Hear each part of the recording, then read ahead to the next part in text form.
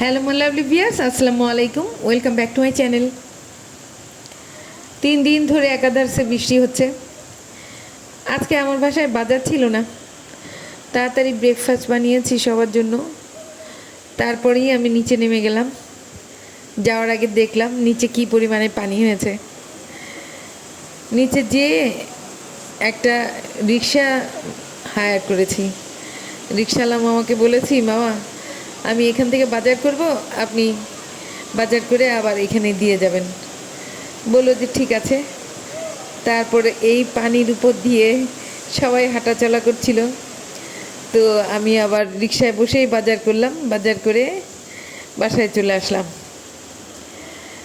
আমার বাসায় যে কাজ করে সে খালারা ভিজে ভিজে আসছে, পায়ে হাঁটু পর্যন্ত পানি, কিন্তু আমি এইভাবে বাজার করেছি। মানুষের অবর্ণনীয় কষ্ট হচ্ছে, সারা ঢাকায় পানি জমেছে, করার কিছুই নাই। ইনশাআল্লাহ 2-1 দিন পরে পানি শুকিয়ে যাবে।